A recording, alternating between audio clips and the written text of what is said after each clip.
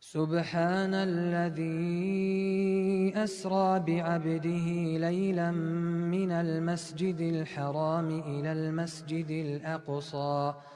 إلى المسجد الأقصى الذي باركنا حوله لنريه من آياتنا إنه هو السميع البصير.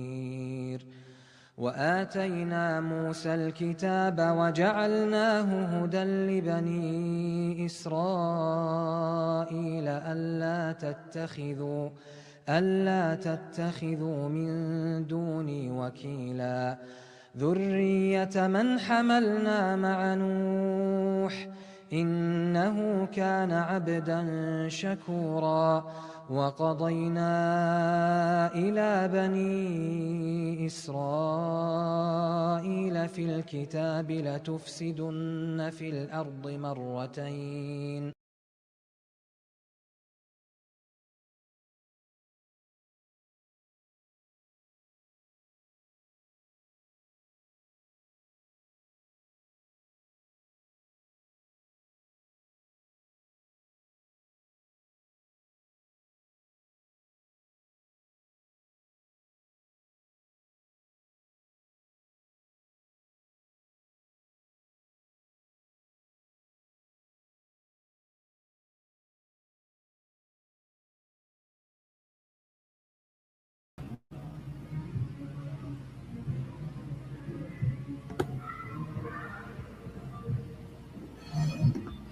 All right, assalamu alaikum everyone. We are just giving everyone a couple minutes to join, so we are going to get started now, inshallah. Okay. Bismillah walhamdulillah. Rabbi shrah li sadri wa yassir li amri wahlul 'uqdatan min lisani yafqahu qawli.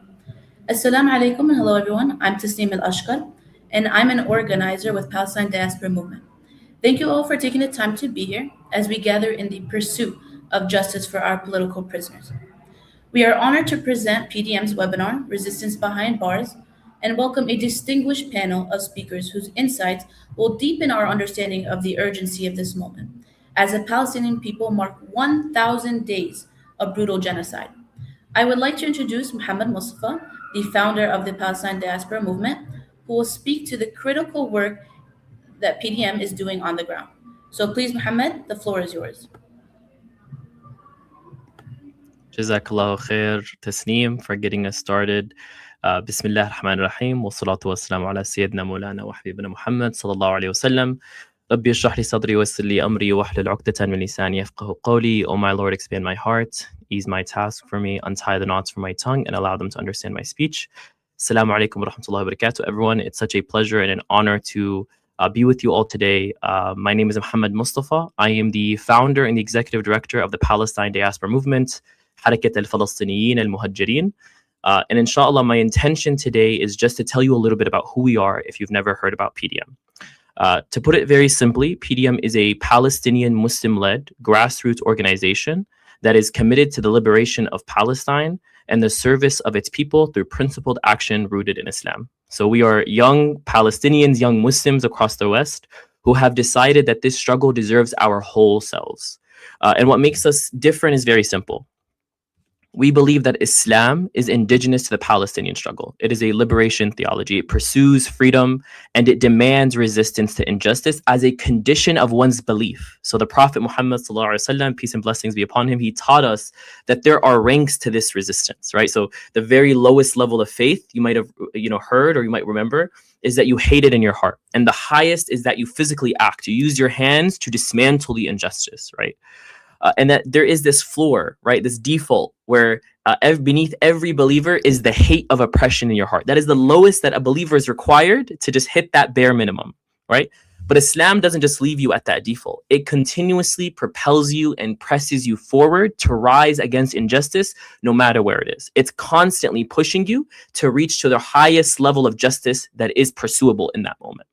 So especially when it is our brothers and sisters, especially when it is our beloved Al-Aqsa that is under attack, to understand who we are and the work that we do, you must understand that we are returning to something authentic. If you look throughout history, for example, you see that Muslims have traditionally always stood on the front lines of justice, right? And never more so than for the cause of Palestine. It's always been that one issue that unites the ummah even more completely than other issues, because our faith obligates us to it, right? So if you want to understand who we are, look at the people of Gaza. Look at the mothers and the fathers of Gaza who rise from the rubble, having lost their home, their children, everything, right? And the only words that they have the ability to utter, that they choose to say, is Alhamdulillah Rabbil Alameen. Wala hawla wala quwwata illa billah. There is no power, there is no capability, there is no might except that which is with Allah. And there is no difference between the Palestinian who's beneath the rubble in Gaza and the Palestinian forced into exile here in the West, in the sense that they both draw their strength from the same source, and that source is faith. So our work is to reawaken that. Our work is to reconnect the diaspora with the faith that already sustains the people in the homeland, and to reimagine what our tradition can be in the struggle for liberation as we work to free our prisoners, as we work to free our people, our land, and to return back to our homeland. So if you're a young Muslim or a young Palestinian looking to organize, then I call to you to join us. I say that you should visit our website, go to the Join the Team page. One of our members, inshallah, can drop the link in the comments, and be a part of this movement, inshallah, to lead the struggle for liberation while serving the homeland. Inshallah, I'll take this opportunity to pass it back to our co-host, Tasneem, who will talk a little bit about why we've gathered and what is the importance of this webinar.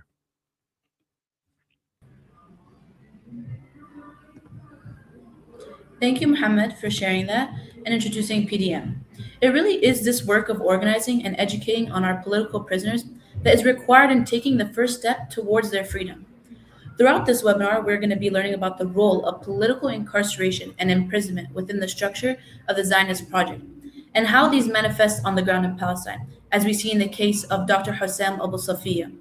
For instance, and in the diaspora as well, as we see in the case of Salah Sarsour. Many may be unfamiliar with the story of Isra Ja'abis. In 2015, Isra was traveling to Jerusalem with her son Mu'tasim when she was stopped at an Israeli military checkpoint. Despite warning the officer about a strange smell coming from her car's engine, her concern was ignored. Moments later, a kitchen gas cylinder ignited due to the engine failure. As Isra tried to escape the flames, the officer forcefully shut her car door, leaving her with third-degree burns, the amputation of 8 fingers, partial vision loss, and hearing impairment. Rather than receiving medical care, as you would think, Isra was accused of carrying out an attack, imprisoned, and denied adequate treatment and pain relief. She spent 8 years in prison, and upon her release in 2023, she reflected with remarkable humility when she said, "We are ashamed to rejoice while all of Palestine is wounded." It's these stories that help us in understanding the mass detention, targeting, and torture of Palestinians, whether it be children, activists, journalists, medical professionals, both at home and abroad. They're not just side effects of the occupation, but a tool that the Zionist entity weaponizes in order to crush our movement and divide our people. More recently, the Israeli Knesset passed a law mandating the death penalty only for Palestinians who are convicted of so-called terrorism, which encompasses the vast majority, if not all, Palestinians kidnapped by Israel. Despite these attempts to crush our people, Palestinian political prisoners remain steadfast in their commitment to Palestine and her liberation. Through this commitment, we see our prisoners taking their dreadful and brutal conditions and transforming them into a site of continuous resistance and political education. Our political prisoners do not despair in the face of their oppressors. Rather, they seize every opportunity to seek knowledge. Many of them continue their education, earning degrees while under illegal and unjust conditions that would turn the regular Western mindset away.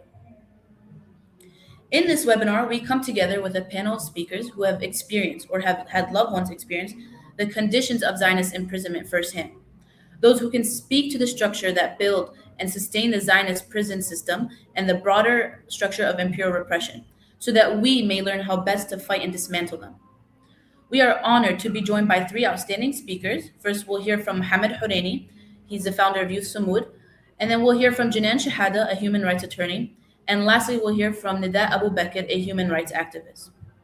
Our political prisoners are the compass of our movement, and we look to them and their struggle behind bars as an example for what we on the other side of those bars should strive towards.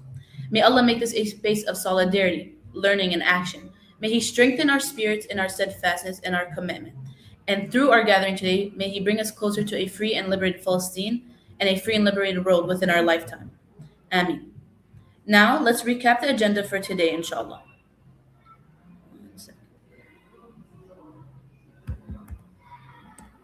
So today we're going to have 3 different panels with the speakers. Then we're going to have a Q&A session, inshallah, if time permits. We really want to deepen your understanding of Palestinian political imprisonment as a central tool of repression, while also exploring the impact of the broader struggle for liberation. We hope that today you will learn the conditions and the political functions of Palestinian imprisonment. And throughout this webinar, we hope that you will gain confidence to speak truthfully and unapologetically about the tool of the prison system, and learn how the global diaspora and Muslims can organize, act, and remain grounded in Islam and dignity as we fight for liberation. You can also follow us on PDM so you can look at more resources. Jazakallah khair. Thank you so much, Tasneem, for getting us started and reminding us why we've gathered, reminding us that we are here because of the important work that exists to educate about our prisoners, and to be here in presence with some of the speakers who are on the front lines of this work. I mean, just amidst the 3 speakers that we have, there's a decade of work in organizing alone. And so I'm really, truly honored to be introducing our first speaker, someone who is, I consider, a very close friend of mine, someone who is literally actively in Palestine as we speak at this moment, someone who's at the heart of resistance in Masafir Yatta. He's a young man who has watched his own father and his own brother be taken by the occupation, who has watched the city of Masafir Yatta, which is a conglomerate of many villages, which is currently on the front lines of the struggle against Zionist settler expansion, right? And who has answered to these challenges and to these struggles with nothing but steadfastness. So please help me in welcoming our brother, Mohammed Huraini, who is a Palestinian human rights defender and advocate of Masafir Yatta, resisting the forced displacement and defending Palestinian rights under occupation. He is also the co-founder of Youth of Samud and the member of the Right to Education campaign. If everyone can please help me in welcoming our brother. Assalamu alaikum wa rahmatullahi wa barakatuh. How are you, Muhammad? Wa alaikum salam, Alain. Thank you so much, Mustafa, for hosting me and to have the chance to talk. And I'm really happy to be among you, as we are all Palestinians, but we are geographically isolated and fragmented by the Zionist entity that worked hard to do that. And I'm pleased to be with you today and looking forward to share everything I can do for everyone who's hearing us today. Barakallah fiqh. Jazakallah khair. It means a lot to us, Muhammad, that you're with us. I know you had an incident with a bee, and you're still showing up. I know that we had an anti-Palestinian bee that attacked Muhammad this morning, but Jazakallah khair for still showing up. May Allah grant you shifa. Thank you, Jazakallah. Allah bless you. Just to jump right in, subhanAllah, you were with us a year ago with PDM at the last webinar where we talked about Palestinian prisoners. And I asked you the same question, but I want to bring it up again because so much has happened since we spoke last time, just a year ago. I said, since you're on the ground in Masafir Yatta, you have witnessed your brother Sami and your father both be, in one way or another, attacked or abducted by the Israeli occupation forces. And I just want to ask, can you just recall what that experience was like? And how is Israel justifying arresting people in Masafir Yatta? Yeah, for sure. You pointed at my father and my brother abduction. And like you and I, we know, and all the Palestinians know, that they are one of hundreds of thousands of stories among us as a Palestinian. And, each Palestinian carry hundreds of stories about imprisonment and abduction that is going on by the Israel, and how Israel is employing it to suffocate and to push Palestinians to surrender. For us, to honest, for me to see my brother or my father being abducted or arrested is something that actually Israel has succeeded in to normalize these scenes in front of us as Palestinians. And if you look at how Israel is targeting everybody, it targets on everybody on how he is working to fight this regime. So if you look at my, I want to just mention this short story about my father. I was actually in Europe and advocating for the struggle in Palestine and about the truth that's going on here. And before I started the event that I should go to talk in, I was just looking at my phone, and there was like the Israeli military were like raiding the house, and my sisters are sending, messages, blah blah, etc. Like they were saying that they're looking for me and my brother Sammy, so they didn't find any of us, but they took my father. They found my father at home, and they took him. They abducted him in the middle of the night in front of my little brothers and my mom and sisters, and they put him in a cave that is owned by a Palestinian family. They took this cave actually, and with another 5 residents from the village, and they blindfolded them. And my father, luckily he understands Hebrew, and after he comes back, he was released, he told us about what happened. So they mark each one with a number on his blindfold, and they marked my father with number 1, and they were saying that this man is like the dangerous man in this area, and his sons are like terrorists, and we must stop them. And he was talking to my father after that directly, that you should stop your sons' actions, and you should stop them because it's a risk on their life, and that. And my father, because he raised us and he know what's going on, he said, if they are doing something illegally, I don't think they would until now they would remain on living actually on the ground. And my brother Sammy also, he was abducted many times and arrested. As me personally, I was arrested 11 times, even before 8 times before I reached 18 years old, and 11 times until now, until today. And all of that is just in a way or another to intimidate the Palestinians, is like to put them at a risk that you need to surrender, or there is no way from your resistance. That they want to point that resistance is pointless, But when you as a Palestinian, that you see all of this injustice going on in front of your eyes, there is one thing that pushes you to continue, which is the injustice, because each one of us as a human being must ask himself what he would die for. And this question sometimes takes time to answer, but for me it was easy to answer, because the reality that I'm living in gives me the chance to answer this question, which is injustice. And I would die for anything if I see any injustice. And for us as Palestinians, we have all of our lives that have been living is injustice.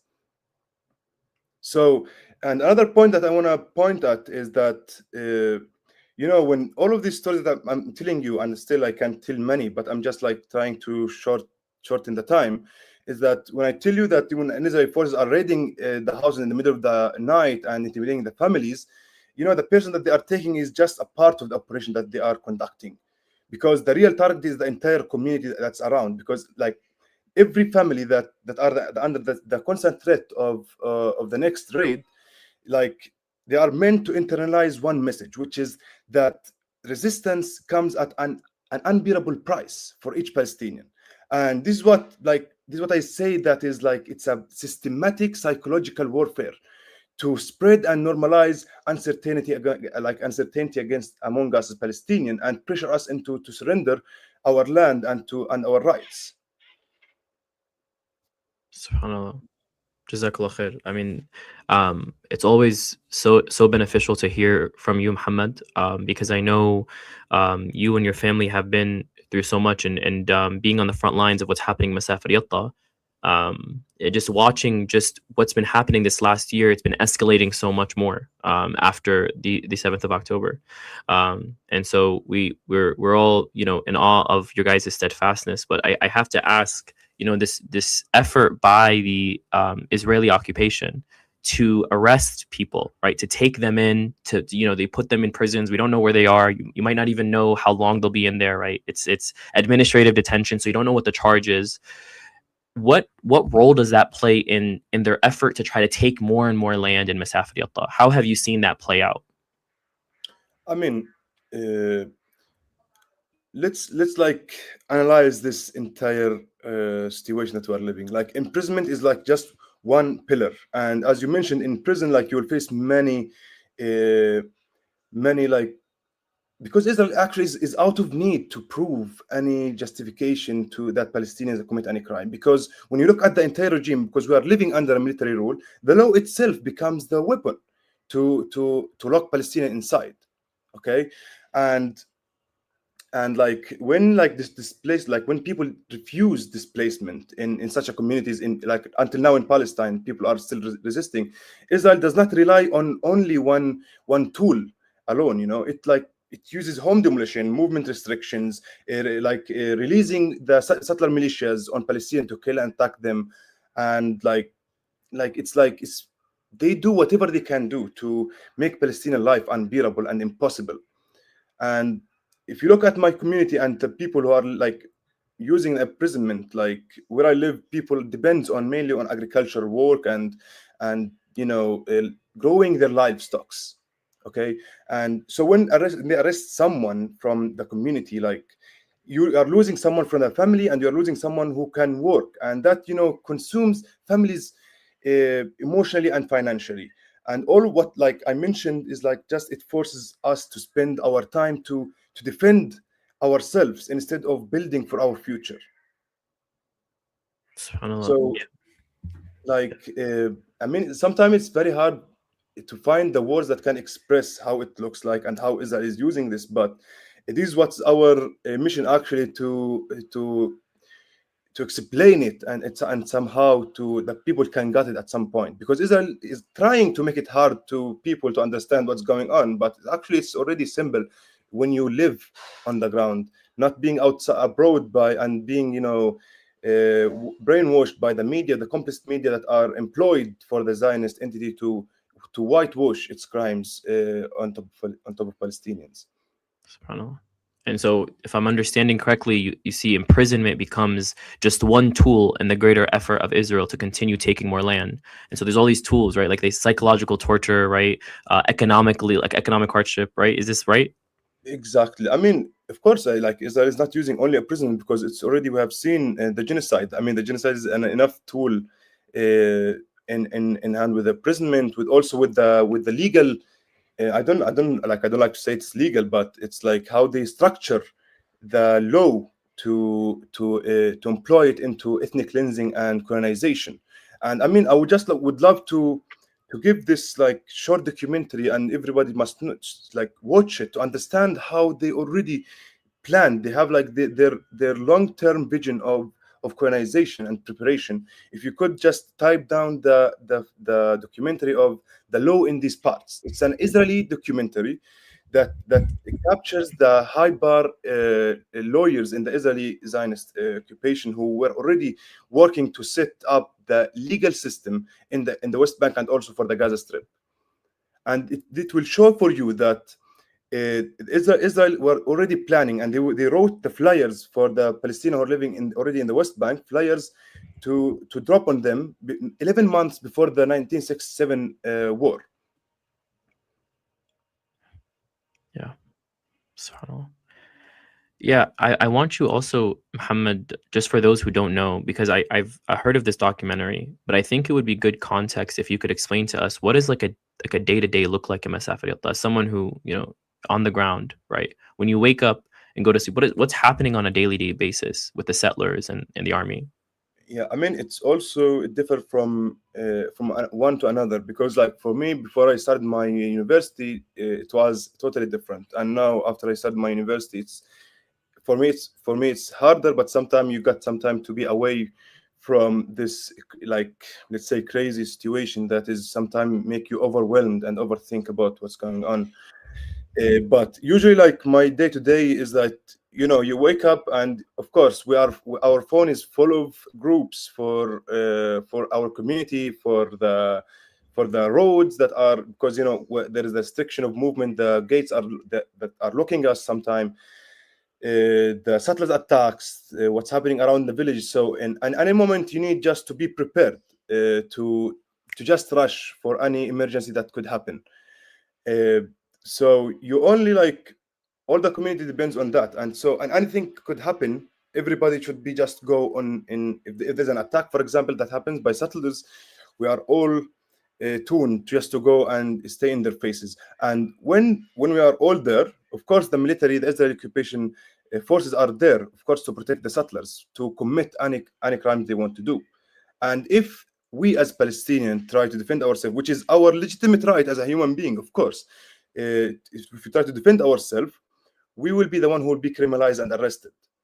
So this brings out that these people, they really believe that they have something special on top of the other human being in this world. That even if he attacked you or he killed you, don't have any right even to speak. So like this is part of like an example of how day-to-day looks like. Sometimes it ends up going to bring some stuff for my family. It ends up like spending the whole day or some hours on checkpoints, or you'll be caught by soldiers who will detain you for 6 hours or 7 hours, that then you will not move anyway. So like actually you can't even build your own program, your daily program, because at some point, at one moment, everything will be changed. Even your life would be taken. Like I still remember like my friend Audi Hadarin, who was murdered 1 hour before I was with, like 1 hour before he was murdered, I was with him, and after that I just like said, okay, I'm going to see the family and then I will come back. And like 1 hour later, I just seeing the messages and the calls that Audi was murdered by a settler in the middle of his village, and so I just noticed that at some point you also may be gone at any moment. Allah yarhamah. I'm remembering I was just watching, and I think this is important for the conversation. I believe it was your brother Sammy, and he was talking on I believe on social media. I believe it was on his story, where he was talking about he was just, I believe, driving somewhere, going home, trying to return to a place or drive somewhere, and it was just that drive, like maybe 10 minutes it was supposed to be, and he ended up having his car blocked. Could you tell us, like, what is this? What is Israel trying to do with the Palestinians? Like, you're laughing, but like I know it's frustrating. Like there's a deep frustration there. Yeah, I know, but it's like what's funny is that so we have an international activist who are on the ground, and there was one of them who was going to leave after spending 3 months of protective presence with us on the ground. And that night he decided to go to bring a pizza, just a dinner with all of us to celebrate like with him and say goodbye. And so while he was coming out of the city, because now we're using a crumbling road, the side roads, to get out of the city. And if the soldiers caught you, they will take your key car, they will take your key car, and they will just leave you waiting, and you don't know until when. So he came back home with no car, carrying the pizza with my little brother and other 2 activists. And like, it was like, this is how, we turn something really tragic to a non-meaning thing. We start to laugh on that. But it ends up then that we need to look for the car to not be stolen or be burned by the settlers. So we do shifts. Me, I do like 6 hours from that night until the morning. So my father came and took the other shift, and then my brother took the other shift just to wait the soldiers to bring the key. And we wait 2 days there and the soldier didn't show up. So at the end, we go and we bring a new key for the car, and we took the car back. And so like this is something that could any Palestinian face this experience, but this shows of how they want to really humiliate you in the daily basis. And also this is a way of trying to put a pressure on you. You need to think 10 to 10 before you move out of the house. So next time you will not go out of the house unless really you need to go to buy some food that you need to eat, not to hang out with friends, not to do whatever you want as a Palestinian. Yeah. So I think it's clear, as I said, it's just to make the life here unbearable and just to push you into leaving the land. Yeah. I mean, that's what it is. They want you to leave, right? Yeah. They don't want you to live there anymore. And that's the part of colonization. That's it. They'll use any tactic, no matter how dirty or how unconventional, That brings me to one question, Mohammed, since we are talking about Palestinian political prisoners today, and just the role of prisoners in the struggle. I know you've had personal family members who have been taken by the Israeli occupation forces and abducted. What does that look like when for the whole community, for all of Masafat Yatta? Let's say, for example, someone in the village or in the city is taken and arrested. What is the reaction of the community when they're taken? And is there like when they're returned, is there like a celebration? Is it just so normal that no one does anything? Like, walk us through what that looks like when someone from the village or the city is taken. How does everyone know? Like, who notifies everyone? What's that look like? This is like one of the things that really I'm proud of is to even there is someone who is being abducted or arrested, the thing is that, you know, we all know that this family is not going to face this alone, because at some point we are all going to face this, such a thing. And everyone, neighbors, families, just go to this family who her son or father being abducted or arrested. We are all going there, bringing food and, you know, staying with them in solidarity and turning this into like a space where they can be relieved, and we'll just give them hope. Like, for example, I want to just give you an example for my father when he was going to face imprisonment for more than 15 years. Luckily, he was like back home after 10 days of trial. So in 2022, like me and my father were in the land, and they attacked us and they broke both of my father's arms. And my father, while he was trying to defend himself, so he hit one of the settlers in his face. So what they did is that they took a photo for this settler, and they published it on social media that a Palestinian old man, he was trying to kill a settler in the middle of the outpost, not in our land. So then immediately the Israeli occupation forces just raided the place, and they started to throw stunning grenades and shoot at everybody, and they arrested my father while his both arms were broken. And right after that, they just raided the village, and they focused on my family's house to shoot the stun grenades, the tear gas, and to rise everybody. But right after that, you can see all of the people are surrounding the house, you know, and they are standing with us in that moment.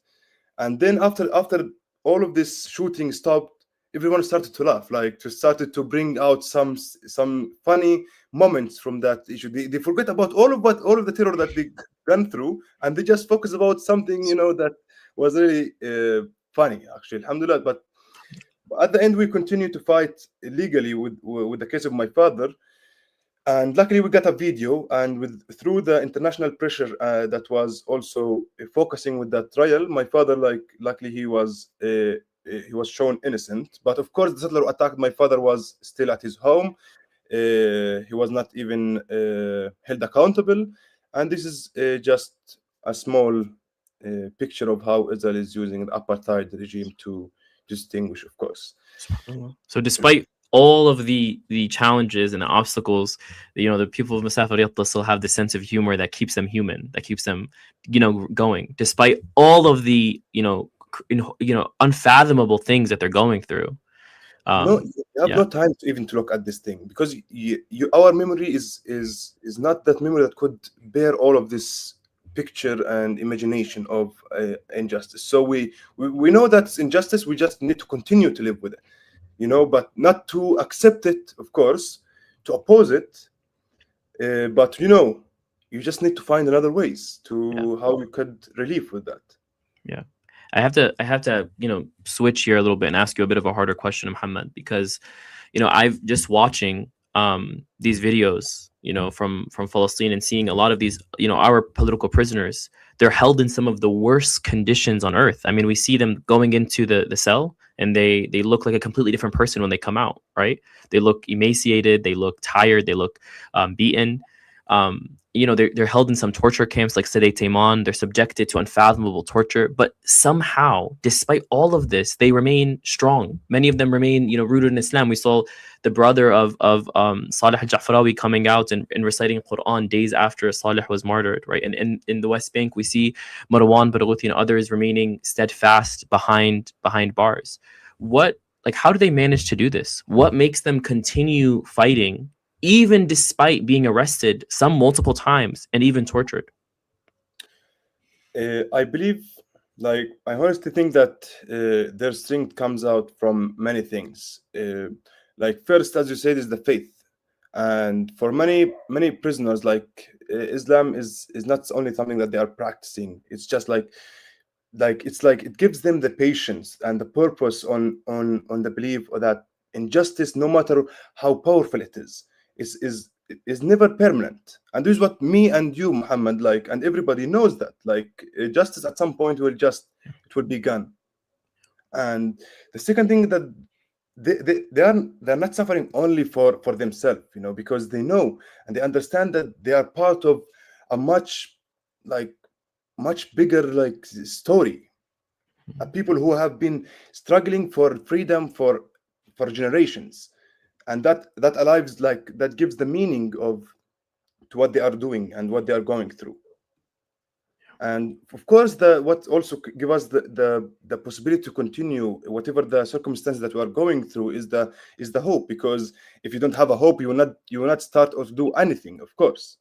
And not the kind of hope that where you just wait for things to get better. Is like the kind of how it become a decision, and a decision that like a decision that people, they wouldn't need to keep using it on generation after like generation. So it's like Israel is not understanding actually, like to keep arresting Palestinians over and over and again. Like it's because if like prison had actually succeeded in breaking people, like it didn't break the people, but like they wouldn't need to keep using it on a generation if it was effective. I don't know if you got my point, but like if the imprisonment and the jail was already effective, Israel wouldn't use it for generations because it already been ended up. So they would find already the solution. But now they are continuing it because it's still not effective, but they can affect on the smaller generation. Yeah, it doesn't work, right? Like you have Palestinians who, we see these videos. We know these people back in the homeland where like they genuinely believe that this land is worth every sacrifice, right? And they're rooted in Islam. They're rooted in this belief that like you can oppress me, you can do whatever injustice, but eventually, like you said, Muhammad, there is this sort of ultimate justice from Allah subhanahu wa ta'ala. You have this ultimate justice. When you have that kind of belief in people, like when they don't fear death because they know that there is a afterlife, when they know that there is something here to come, there is an ultimate reckoning for those who oppress, not just for Palestinians, for our Sudanese brothers and sisters, for our Congolese brothers and sisters across the world, right? There's this ultimate reckoning for those who oppress. I guess I want to ask you, like, I'm Palestinian and in the diaspora, like I'm out of the homeland. What is the message you have for Palestinians like me who are outside of the homeland? What's our role? What do we sometimes misunderstand? What do you want to clarify for us or remind us of? You need just because I think most of you who are like outside, they are out of the, like, they cannot even see the picture clearly from the ground, and sometimes because of the continuing like media that's going out, also by the media that you are living with, and maybe in the United States or wherever you go. But since you are in the Western in the Western countries, you are still under this like complicit media that are trying to show that Palestinians are already going to be disappear at some point, and and always the situation is worse for the Palestinian. But at some point, when you come here on the ground, you see how people are really still like, whatever the circumstance that they're going through, it's still not the circumstance that would put us in a situation that we would surrender or would stop. And of course, we need to build a big, a big goal in the outside, because you guys have materials more than us. What we can do, you can do many things from outside to change and to face the Zionist propaganda that's been ongoing for decades, that Israel has been even funding it for billions of dollars just to hide what's going on. So you are the ones who can build and destroy and dismantle all of this ideology that Israel has already set up in the Western countries, and to show the reality, the faith of how we are still resisting on the ground. So you are our messengers abroad that could still carry our voices as you are part of our people. You are just people who don't live us here, but you still live with us in our thoughts, in our mind. Barakallah feek is such a beautiful reminder. You guys heard it here from Muhammad first, that if you're a Palestinian and you're outside the homeland, you don't get to just enjoy all the luxuries of living in the West and you forget your people and your land, right? You have an obligation, you have a duty, first and foremost as a Muslim, but as a Palestinian, you, like Muhammad said, you have access to privileges and resources and materials right, that you have to use to build infrastructure. How do we actually dismantle Zionism? Like I myself live in the United States. It's the country that arms Israel, right? In the belly of the beast, as they say. What is our role? How do we begin to really tackle these? Jazakallah khair. It was such a pleasure and honor, Muhammad, to talk to you. And it's always such an honor to be in your presence and benefit from you. May Allah bless you and keep you safe and preserve you. Jazakallah khair. Thank you so much for joining us. Thank you. Assalamu Thank you so much. Assalamu Assalam. alaikum. Inshallah, I'd like to welcome up our next speaker, Ibnillah, one of my friends and an incredible organizer and human rights attorney and a graduate of Georgetown University of Law Center, Jinan Shahada. She represents students, faculty, and organizations who have been targeted for their political expressions with a focus on government watch listing, surveillance, and the use of counterterrorism frameworks to suppress Palestinian advocacy. She's also a longtime organizer and co-founder of the Students for Justice in Palestine, Chicago, and Law Students for Justice in Palestine at Georgetown Law. Jinan is on the front lines of the struggle just as much as anyone else on this panel, and I really want you all to take the opportunity to help me in welcoming her and doing the due diligence of listening closely as we benefit from her. Assalamu alaikum, Jinan. How are you? Assalamu alaikum. Assalamu alaikum, everyone. Thank you so much for joining us today. Alhamdulillah. Thank you so much for being here and for taking the time to share with us. I want to just jump right into the questions. I remember, you working on the Saleh Sarsour case and being on his legal team. And alhamdulillah, Saleh was released recently. Alhamdulillah. May Allah keep him safe for us. What insights did you gain into the weaponization of imprisonment by the pro-Israel and Zionist forces in the US and across the West? And in your perspective, what was the main purpose behind targeting and imprisoning Saleh? Yeah, great question. And again, it's an honor to be here with you all. And thank you so much to PDM for organizing this amazing event. And I'm honored to be alongside really pillars of this community and this movement like Nida and Muhammad. And since I'm going to be discussing very sensitive cases, I just want to point out that I'm here today, my individual and personal capacity, and not as a legal representative of any of the individuals or cases I'm going to be speaking about today. And actually, Muhammad, before I answer your question, I actually want to lay the groundwork about what do we mean when we discuss political prisoners, because I personally feel so moved by what Muhammad shared. And I think it's so important for us to understand when we say political prisoners are the compass of our struggle, not only in our movement, but also in our Islamic tradition. What does that mean? And to illustrate this, I want to take us quickly back to Al-Hajj Malik al-Shabazz, Malcolm X. That, subhanAllah, the story always comes to mind when somebody talks about political prisoners. In an interview in 1964, Malcolm X was asked for him to walk us through why he embraced Islam. What was that decision for him? And he said, the real reason that I embraced Islam is actually something that many people are not privy to. So he actually takes us back to the prison cell, where so many of our brothers and sisters like Dr. Hussam, Yaqub, Ammu Shukri still lay in today. A place that is meant to, as we know, break us psychologically, physically, and emotionally. And Malcolm X described that he came along across the seerah of the Prophet ﷺ, specifically the triumph of the Prophet ﷺ. He says that the real reason, and I quote, for adapting Islam was reading about the victory of Salahuddin Ayyubi over the Crusaders, about reading about the victory of the Prophet ﷺ, and I had been eager to find dignity and strength until he found Islam. So our history is one that teaches honor and strength and dignity in our religion. That the people of Islam, the people of the Muhammad ﷺ are not a weak people. That standing up for oppression is a source of honor and strength. And this is most fundamentally represented when it's at the expense of one's liberty and comfort. This is why political prisoners are the center of our struggle, because they represent the most debilitating sacrifice one can make for the struggle. The sacrifice of imprisonment. So we cannot talk about Gaza, we cannot talk about settler colonialism without talking about political prisoners. And because they engage in one of the most brutal aspects of occupation, of torture and neglect and isolation, they also possess the tools to confront it. So not only are prisons, of course, a site of oppression, they are also a site of revolution. And we must always have this dual lens in mind.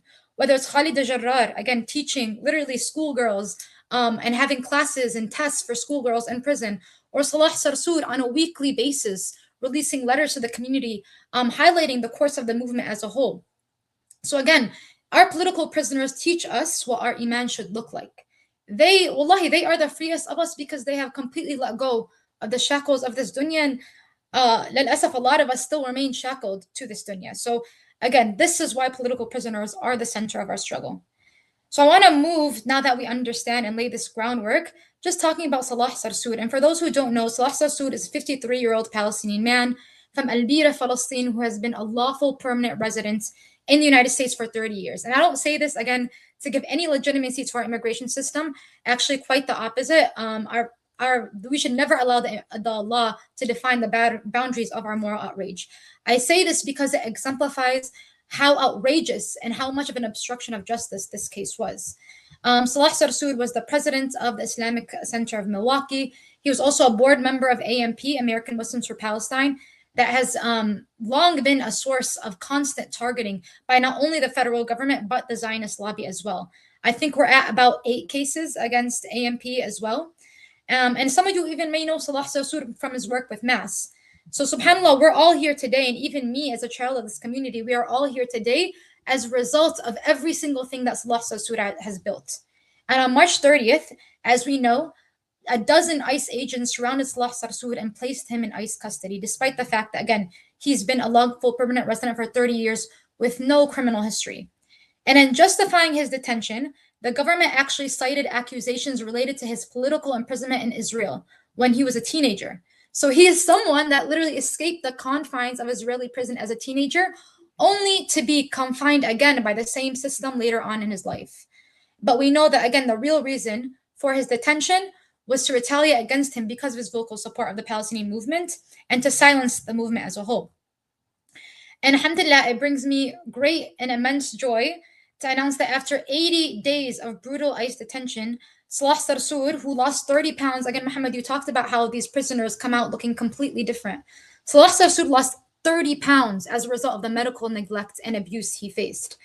So a federal judge, alhamdulillah, ordered the immediate release of Salah Sarsour while his habeas petition remains pending. And on the record found that there was sufficient evidence to question whether protected speech played a motivating role in his detention. And wallahi, subhanAllah, I will never forget the day that he was released.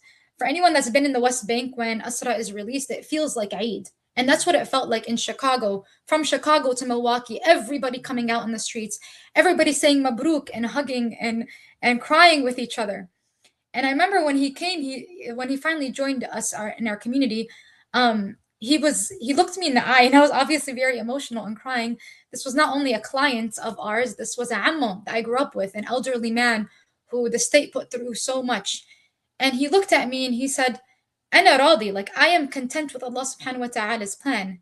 And he told me, I come to you from the dungeons of the ICE detention, say that I am sure now more than ever that we will see a free Palestine, and the people of Gaza are worth every risk, and every moment of struggle and repression is worth it for the people of Gaza.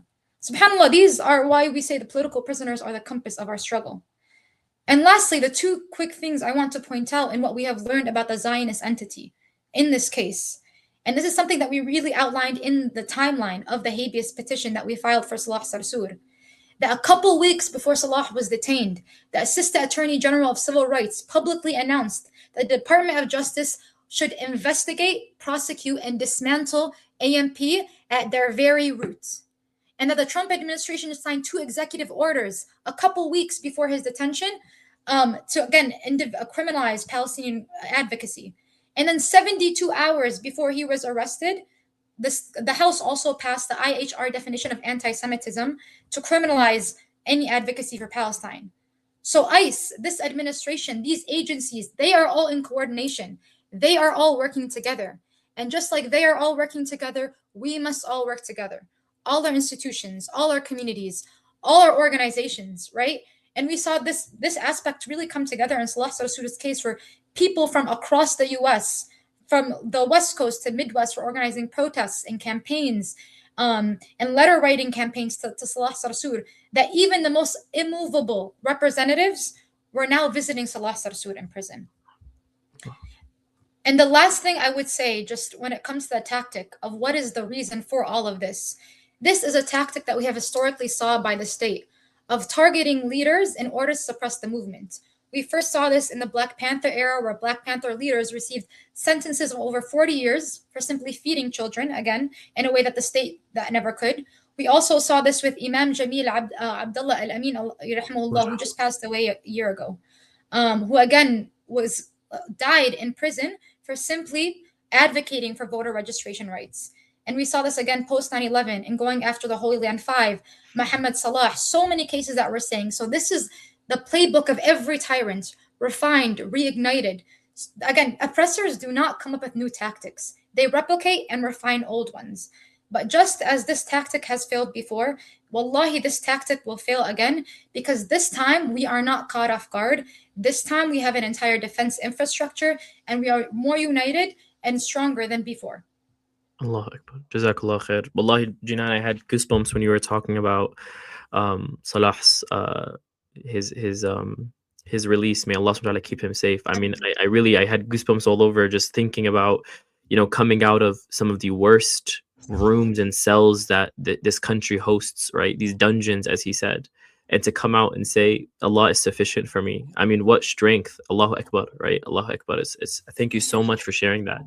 And I want to get more into specifically this system that you're referencing, that you're talking about, the immigration system. I want to ask, from your experience as a human rights attorney, and particularly one in the struggle for Palestinian freedom, how is the U.S. immigration system being used to justify this spree of abductions across the Arab, Muslim, and especially pro-Palestinian community?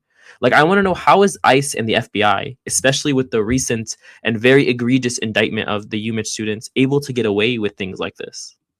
Yeah, I think this is such an important question because, again, there's so much uncertainty and fear about what's going on, the path ahead. But I think it's important to understand the roots of these agencies so that we could adequately address them. So how do we make sense of all these indictments, the weaponization of the immigration system? And it really begins here by understanding the roots of agencies like ICE. As we know, ICE itself was created as to surveil, criminalize, and detain Muslims post 9/11. So it was literally created to surveil and detain Muslims post 9/11. From its inception, actually, most people don't know this, but ICE's mission was not about related specifically to immigration. It was about control, intelligence gathering, and racialized surveillance, where its main task was carrying out the NSEER's, the National Security Entry and Exit Registration Program, which required that basically men from 24 countries, all Muslim countries, to register and be fingerprinted and interrogated. And most of our families actually went through this program. So ICE is simply functioning in the exact way that it was created for.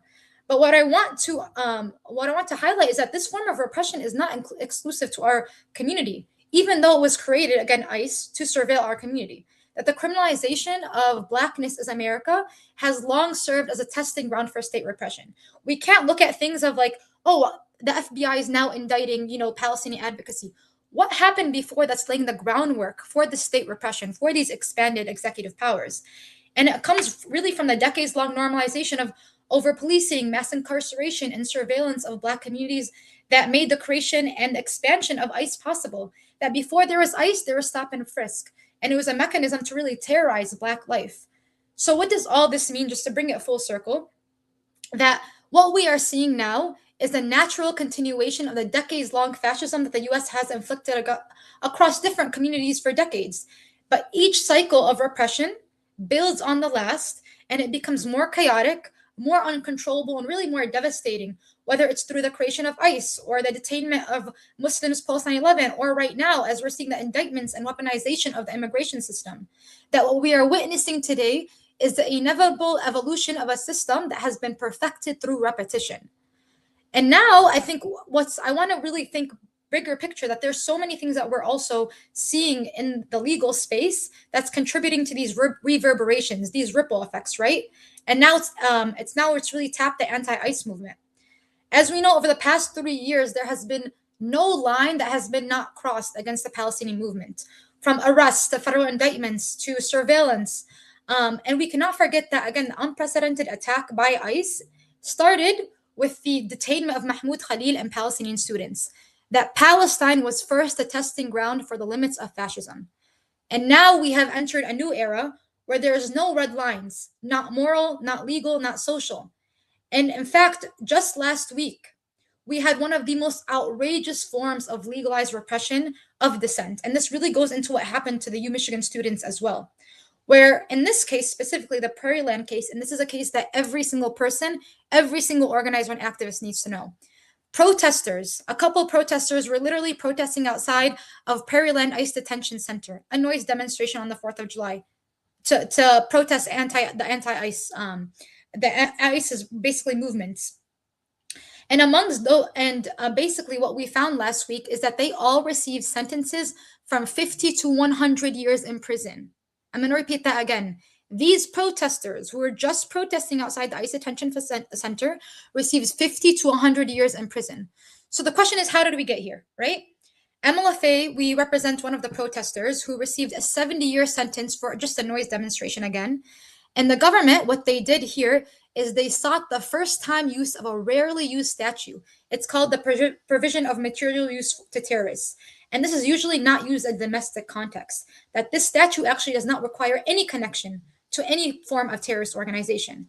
And by using the law, the government has sought to basically create a dangerous precedent that allows them to target any American engaged in protest, even if it creates a minor damage. So any of us, from the Palestinian movement to the anti-ICE movement to even the Black Lives Matter movement, can be linked to terrorism, even if they don't have an exact direct link to groups like Antifa or anything like that. So what we're seeing is this government expansion of these very novel statutes to inflict the maximum sentencing possible on these protesters. And the same tactic was used against material support laws against the UMichigan defendant students. But I think what's important here, and I know a lot of us when I say these things, it can feel quite daunting and scary. But if there's one thing I want you to leave with what you all to leave with here today, it's the fact that we are having this very conversation is reflective that empire, wallahi, is collapsing. That we are in the height of an era of lawfare. That, as we know, over the past 3 years, millions have taken to the streets to call for a free Palestine and even the most remote locations in the US. We have won the war of consciousness. Palestine is the mainstream. We are the majority. And the Trump administration, knowing this, the Zionist lobby knowing this, have instead taken to the courts in an effort to silence our movement. That it's quite frankly a war in the courts, and lawfare is the new battleground. But again, this is all a reflection of the growing power of the people, because naturally, the greater the threat, the greater the colonial violence deployed to suppress that threat. And when talking about the role of the youth and students, how do you protect yourself at this time, right? The first thing I want to mention is, again, we are in an incredibly complex time, but I want you all to remember this. Do not let the fear control you, let the risks inform you. Do not let the fear control you, let the risks inform you. Because yes, there are risks, but the risks are only as great as the knowledge that you invoke to subvert those risks. So again, build infrastructure. I don't mean just like build new organizations. I mean, do you have a defense plan for your members? Do you do risk assessments for your different members? Are you informed of your rights? Do you know what material support for terrorism is? Are you investing in your people? You know, subhanAllah, when the Prophet ﷺ, when he was experiencing decades of torture, boycott, mockery, evil, similar to the moral whiplash that we're experiencing today, what did he do? He invested in his people. He focused on building aqidah, strengthening the community. He didn't try to, solve Quraysh in one sweep. Instead, he built people that could withstand Quraysh. So lean on community, lean on people, build institutional capacity. There are so many organizations like Lucy Parsons Lab that could help with digital security. Contact us if you want a training on material support for terrorism. But the last thing is that a primary feature of combating this criminalization and repression is just, in fact, to carry on, to stay the course, to do what we have always done, to struggle. Because most fundamentally, we cannot betray Gaza.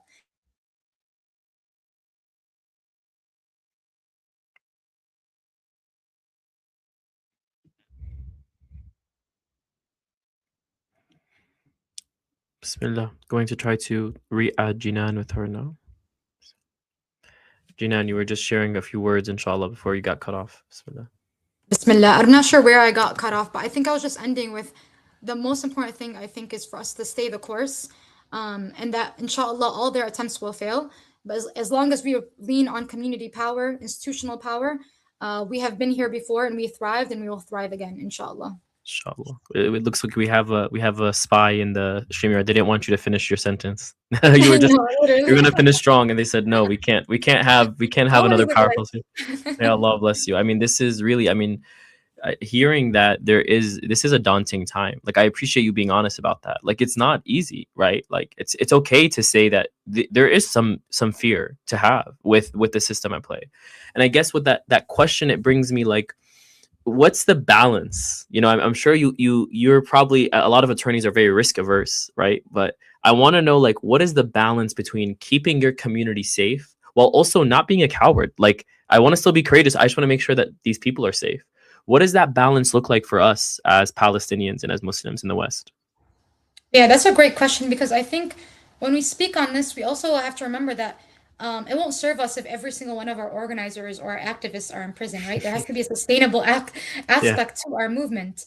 But as I said, like, today we are really outlining and going over the most intense criminalization cases in our movement right now, from the Prairie Land, from Salah Sarsour, from the U Michigan students. These are the most intense cases. So I think from this we could learn about how do we arm ourselves with the knowledge, with the power, with the institutional capacity to be able to navigate it. You know, I always tell organizers about how do we maintain this balance of understanding the risks. You know, there are certain things, for example, certain words, certain sentences that are way more risk than it's worth. Does that make sense?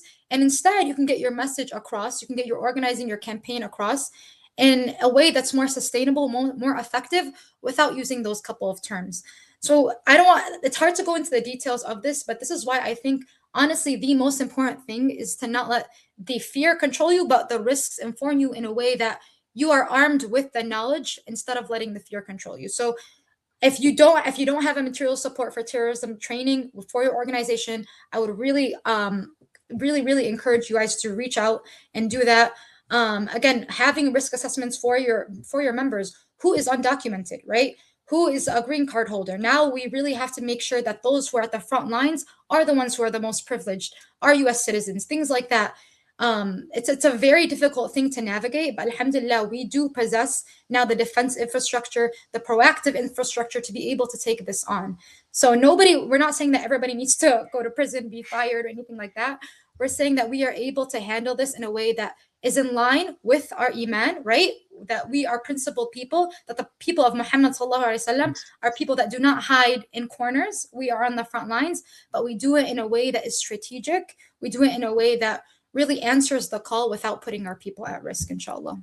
Inshallah, subhanallah. You know, every time we say we don't want everyone to be arrested, we only chuckle because we know that there is such a willingness and a capacity to act, but we must do so in a way that is strategic. At the end of the day, our movement is growing and it's developing in a way that is becoming very comprehensive, very complicated. There's many more facets than there used to be. I guess I want to offer an opportunity for you, Jinan, to kind of close out with your thoughts. I mean, we're marking 1,000 days of genocide since October 7th. You're a Palestinian woman living in the West. What is this meant for you? And what is watching this 1,000 days? What's your message? I mean, what's your thoughts? Kind of just to close us out. It's a difficult time. Yeah, Jazakallah khair, Muhammad. I think, subhanAllah, I was just having this conversation yesterday with a friend of mine. We were giving a workshop presentation, and she seemed like a little off. And I asked her what was wrong. Like, is she sick? Is she okay? And she told me that, a friend of hers, her son was killed in Gaza. And this is just a moment. And she was telling me, subhanAllah, that I don't know how we could ever go on, how we could ever continue. And this is not only to show that the genocide is ongoing, but this is to say that truly each of us has died 100 times before in the last 3 years. That we will never be the same people that we were 3 years ago. But maybe that's the point. Well, this is what I told her. Maybe that's the point. That Gaza has awakened the world and we are not going back. And it's interesting for me because I am an organizer and I'm an attorney. So it's really interesting to see the reverberations of Gaza in these two spaces, of the aspect of blowback, right? That now Gaza is not just some place over there, that there will be a reckoning, and it's already happening. That we see that every red line has been erased, even in the legal world, that there's no line that has not been crossed. And even, subhanAllah, something that I was thinking about in preparation for this, of like this colonial construct between the prison system here and the US. And that, again, we are seeing this phenomenon of the echoes and the reverberations that the kidnapping of immigrants here in the US echoes the kidnapping of people in Gaza, that the chemical weapons that were used in protesters in Broadview were first tested against Palestinians, that the Israel commercial technology that is at the heart of the war on terror that has gripped this country is also used against, again, activists here in the US. And wallahi, it's no coincidence that within 48 hours of Israel passing the executive bill against Palestinians, the execution bill to kill Palestinians, Salah Sarsour was kidnapped. So nothing happens in a vacuum. There is always a consequence to US imperialism and the imperial core. But I think it's really up to us to understand that we all have a role in this and that Gaza deserves no less than really understanding and being willing to not worry about how daunting the enemy is, but instead taking the time to think about how can each of us spend time putting cracks in the enemy's shield. That's what we have to worry ourselves with, not with how daunting or how big or how many cases there are. What can you do to put cracks in the enemy's shield? Because wallahi, we are seeing the beginning of the end. And one day that crack will turn into a dam and it will come crashing down, inshallah. Inshallah. Allahu Akbar. Jazakallah khair for joining us, Jinan. It's such a pleasure being with you, and thank you for taking the time to join us today. Assalamu alaikum. Inshallah, it's my honor and my pleasure to welcome up our next guest speaker, Nida Abu Bakr. Nida is a nationally recognized advocate whose work focuses on political imprisonment and the criminalization of humanitarian aid. For 17 years, since the unjust incarceration of her father, Shukri Abu Bakr, of the Holy Land Five, she has worked to amplify the voices of Palestinian political prisoners and challenge the systems of repression. Please help me in welcoming Nida. Assalamu alaikum wa rahmatullahi wa barakatuh. Salam, thank you so much for having me here. It's such an honor to be a part of this wonderful panel, speaking alongside Muhammad and the lovely Jinan. And your work that you're doing is truly so important. So thank you, Jazakallah, for that. Yeah, Jazakallah. Thank you so much, Nida, for joining us and for being with us. I'm just glad that you took the time to be with us. I know this topic can be heavy, but I really, really wanted that our community and our movement as a whole to hear straight from you what the impact of political imprisonment has on the movement, and not just as a movement, as a struggle, but as people, as individuals, right? Who do sacrifice, and what that looks like. My first question I just wanted to jump into was, what can you tell us about who Shukri was as a father? I love this question. I love this question because I love my father for the person that he is, and I am, wallah, just so blessed to be his daughter. You know, my father has always been known publicly as a humanitarian, as a community leader, or one of the Holy Land Five. But before any of those titles, he was just simply my dad. And he's always been my hero because of all of that. He was always like just so incredibly present as a dad. He always made us laugh. We always did art projects together. And, you know, he believed in teaching through kindness rather than fear. And he had the ability to make every single person around him feel seen and important. So growing up, I watched him treat everyone, you know, with kindness and dignity. And, you know, whether they were a child, a neighbor, or asking for help, like he was always there for them. Our door, mashallah, was always open for the community. We would have people come over in the middle of the night, and my dad would be helping them through their problems. And literally, anytime someone was in need, my father was there. So our home was built like around generosity, and the work that he did, it was just an extension of who he was as a human, right? So what he did wasn't separate from who he was as a father. You know, the same compassion he gave to us, his children, he gave and showed that compassion to children globally, to orphans all over the world. And so one of the hardest things for me is knowing that so many people just know him through the lens of a criminal case, right? Like they see his face plastered all over the news and they just think of him as the person the media wants you to know him as. But that is not who he is at all. I know him as the man who taught me empathy, resilience, and he taught me that the importance of standing for justice is greater than everything else, even if you know that it comes with a personal cost. So I am who I am because of my father and because of my mother. Alhamdulillah. I mean, yeah, I guess that would put my answer. Yeah. I mean, wow. I mean, thank you so much. May Allah allow us to know him the way he wants to be known, inshallah. And thank you so much for giving us that insight to what your home looked like. May Allah reunite you both together soon. I really, I think of it because it's interesting, as the daughter, right, of Shukri Abu Bakr, and knowing that that's been kind of your work of advocating for his release. I'm curious, like, can you take us back to your experience during your father's arrest? Like, can you walk us through how that shaped your family and who you are today? Yeah. Okay. So this answer is it's really hard to just briefly summarize it because there are so many, just a series of events that ultimately led to his forced disappearance, as we call it. But I'll start by saying, growing up, the HLF was our second home. And let me actually start by saying what the Holy Land Foundation was. It was the largest Muslim-owned charity in the USA, and it was becoming the biggest in the world, which I would say was the threat.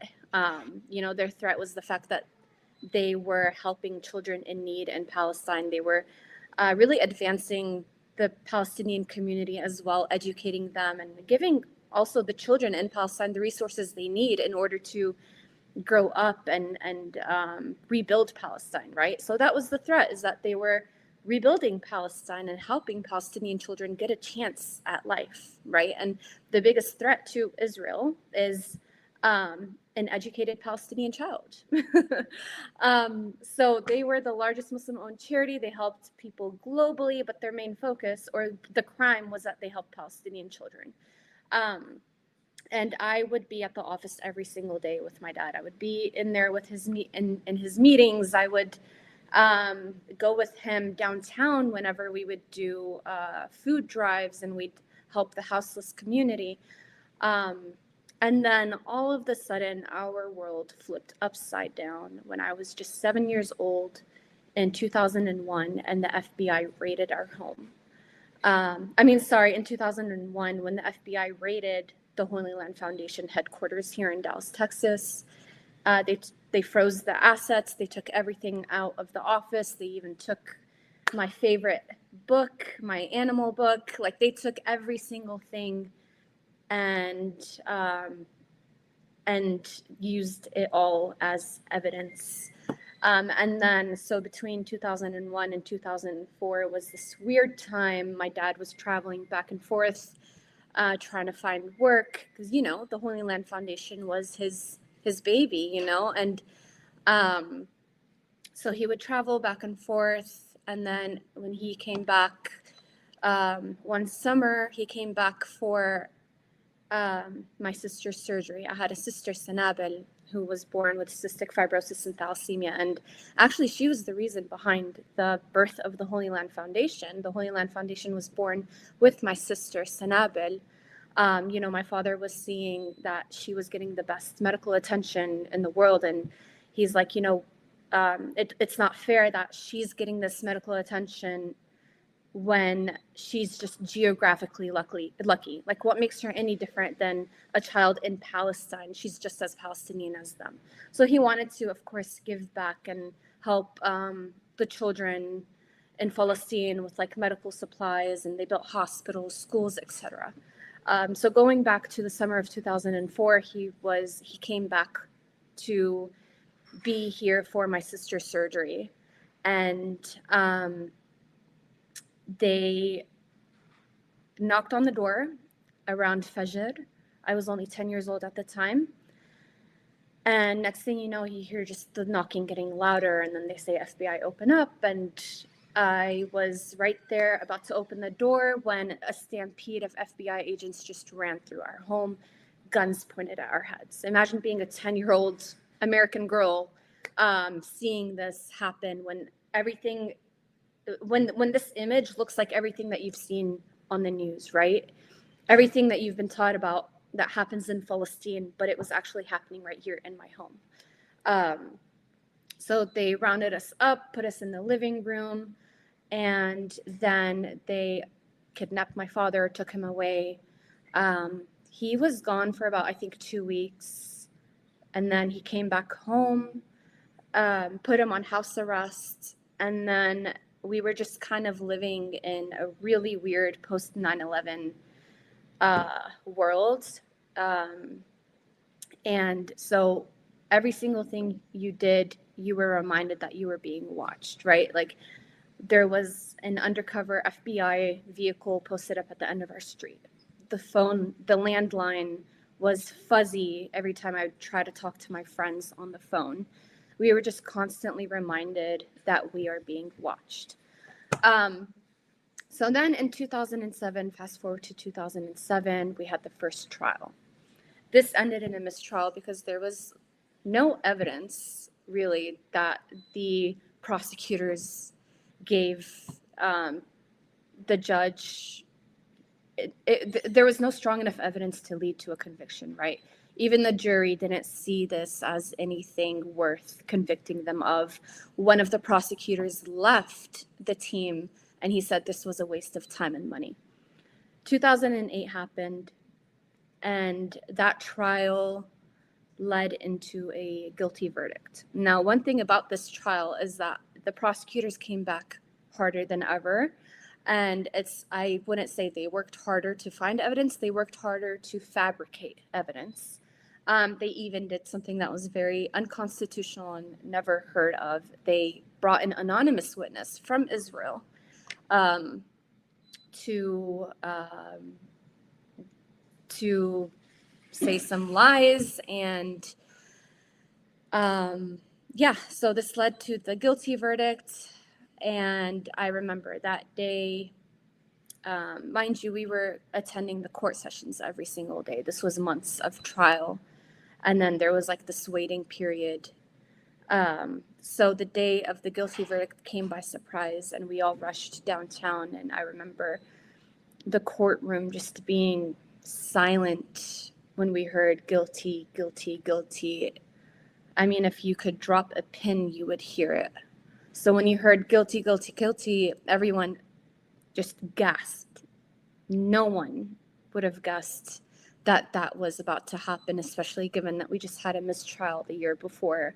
And that was like a celebration to us, right? It felt like a victory, which it was. It was a victory. So when the judge said guilty, I stood up. I was only 14 years old. I stood up and I started yelling at the judge. I was the only one standing in the room, and I was like, you cannot put these men in prison. All they did was help children all over the world, and this is how you repay them. My father's not an animal. You can't lock him up in a cage. And at that moment, I had so many security guards and officers stand in front of me, about to put me in cuffs, and my mother stood in front of them, and she was like, no, you can't take her. She's only a child. And I always say, I say this every single time, the day I stood up and raised my voice in front of that judge was the day I stood up and never sat back down, because that was the day that awoke me. And I started my activism at 14, 15 years old, and I'm 32 now, and I haven't stopped. And I will never stop until I see them free. So my father has been in prison for the last 18 years. In 2009, they were given the sentence of 65 years. He was sentenced to 65 years along with his co-founder, Ghassan al-Ashi. They are both in bloody Beaumont. It is one of the worst and violent, deadliest prisons in the USA. My father is in the maximum security, Ghassan is in medium, but it is the same facility in Beaumont. The 3 men who have been released, the men from the HLF-5, they have been released not because they won, but because they have served their time. And I just want to make a note of that, because we always say like, oh, alhamdulillah, they're free, like it's a victory. No, they're free because they served their sentence of 15 to 25 years. And to me, I think we failed them as well. So all this to say, I mean, of course, I had to give a background of all of this to answer the question of like how it shaped my family and who I am today. I am who I am because of everything that I witnessed. It would be a shame for me to witness all of this injustice and not continue to educate people on everything that I witnessed firsthand, right? So alhamdulillah, like I think this made me a stronger advocate and activist. You know, I had to witness so many things, including the death of my sister in 2013. She was on her deathbed asking to see my dad. And after that, I was 19 years old. And after that, I only wanted to fight harder for the future generations because I want us to live in a free Palestine with our political prisoners freed. I don't want anyone to be living under occupation wherever we are. I mean, us as Americans here, we are still living under occupation. The occupation followed us from Israel or occupied Palestine to the United States. This is an extension of it. Everything is connected. And so, yeah, all of this taught me to just keep fighting harder, because life is short and I want us to all live freely with our loved ones. Oh, Nida, I am. Thank you so much for sharing that. There's so many details in your story I had no idea about. That, subhanallah, I can't imagine what that would be like going through as a child, but also as a family. May Allah have mercy on your sister, and may Allah subhanahu wa ta'ala hasten the release of your father and reunite you all, inshallah. You know, it makes me think a little bit more about the case of your father, Shukri. And you know, there, of course, there's all of these, you know, restrictions that they put on, you know, Palestinian prisoners and their loved ones visiting them. I know you mentioned, you know, your sister wanting to see him. I kind of want to ask, what responsibilities and burdens do the family members of political prisoners often bear that a lot of people don't recognize? Yeah, there's also a lot to this as well. And I'm really happy that you asked that question because I feel like the general public, like everyone, we just forget about what the families also go through when it comes to things like visitation. Visitation is almost impossible for us. And the system makes it impossible for us on purpose. You know, these prison systems weren't designed just to punish the prisoners or the inmates, but also to punish the family members as well. Because they know that we get strength from each other, right? An inmate will continue to keep going because of the support system he has, which is his family, right? So whenever you do everything you can to break the family, you will also break the prisoner. That's just their mindset. So, you know, people don't always see what's happening on the outside of the prison walls. You know, families spend years saving money for travel, navigating complicated visitation rules, waiting for phone calls, and worrying every day about their loved one's health and safety. One example I would give is like back when Sanab Allah yarhamha was on oxygen, my father was in Terre Haute, Indiana, which is a communication management unit. Prison that we call mini Guantanamo, and that being because they are about like 85% all Muslim inmates. So we would have to either drive 18 hours from Dallas to Indiana, or we would have to take a plane, and it was just too much financially for my family to buy tickets to go all the way to Indiana, and it's not even a guaranteed visit.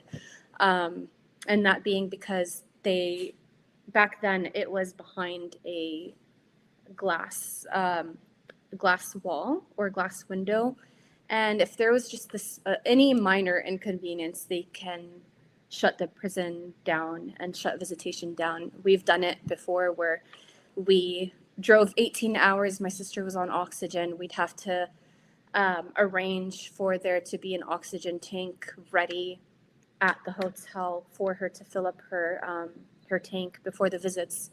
And then we would get to the prison and they would tell us, oh, sorry, there are no visits today because the phone isn't working. And the phone is there to record the visit so that the DC folks can listen in real time. So it's a lot. Now he is closer, alhamdulillah. He's 5-6 hours away. But this prison, again, is one of the most violent prisons. So I feel like we saw him more when he was in Indiana than we do now, with him being so close in the same state. This prison is almost always on lockdown.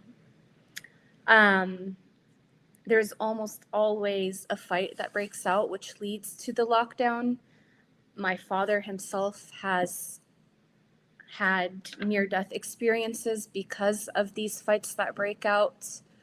A few years ago, maybe 3 years ago, 4 years ago, he almost died in this prison when he fell unconscious due to the spray the guards used to break up a fight. He was in the hospital for 3 days before we knew anything. He thought he died. He really thought he died, and it was a nightmare that finally had happened during the 15 years. It was 15 years at that time of his imprisonment. There was always like this thought in the back of our mind, like, what if something happens to Baba? What if, he lands in the hospital? What if? And that what if actually happened to, became a reality. And it was scary, none of us want our dad to die in prison. I don't want my dad to die in prison, especially with him being unjustly incarcerated. He doesn't deserve to be there. And I also say most of the inmates in there don't even deserve to be there because of how harsh this prison is. And a lot of the men in there, young men, they're in there because the system set them up for failure. And then they are given sentences so outrageous, it doesn't fit the crime that they actually committed. And so I keep that in mind also when I go visit my dad and I see all the men around him with their families. Like, these are human beings put in this dungeon, set up for failure. And mind you, just think of it, you're confined in this small space. They put them in there kind of as a form of entertainment. They're going to watch them fight against each other, see who kills who first, right? It's like a game for them. So when we think of the prison system, we have to also think about who's actually in there and what their families are going through. And, for Palestinian political prisoners, especially, separation is part of the punishment. Restricting visits, it's not simply just an inconvenience. It weakens the family bonds, as I mentioned before. And one thing that I do want to make note of, for people to remember, is that my father is in prison because of Israel. It's 10 times harder for him in there than any other inmate because he is in there being watched by not just the U.S. government, but the Israeli government as well. How many times has he applied to get to a medium security prison and they deny it simply because of who he is in his case? Every decision that they make in this prison cannot be done without the decision of the higher ups, which we know who that is. So when we think of a Palestinian political prisoner, we have to also remember that my father is just as important as the political prisoners in Palestine. So yeah, the families carry a lot, the political prisoners carry a lot. I also say none of us are living free as long as my father isn't free. I am not living a free life for as long as he's in there. So Jazakallah khair. Thank you, Nida. And it's a beautiful note to end off on, that our freedom is, as I believe it was Nelson Mandela who once quoted the phrase, we're not free without the freedom of the Palestinians. It's incomplete. And so I ask that Allah subhanahu wa ta'ala hasten the release of your father and reunite you both with him. And inshallah, I want to ask the speakers to rejoin us, inshallah, for a Q&A session.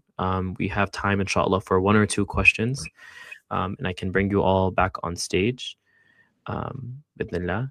And for the Q&A session, please leave your comments in the chat. If you have a question that's directed towards one of the speakers, please simply just put who it's for. And then inshallah, we will try to direct it for them. As for the speakers, inshallah, we'll bring up the question on the screen for you. The first question is actually addressed to all of you. So maybe we can start with Nida, and then Jinan, and then we can work our way to Muhammad. And the question is as follows. In your individual experiences, what has been the most successful form of international solidarity for Palestinian political prisoners? And how can students contribute to these efforts, specifically regarding Masafir Yatta, where international presence has been pivotal? I'm so sorry it broke up for a second. Do you mind repeating the question? Yes, of course. And I'm going to also put it on the screen for you, if you can see it there as well. The question is asking, in your experience, what has been the most successful form of international solidarity for Palestinian political prisoners? How can students contribute to those efforts? And I think it's asking about international solidarity for prisoners.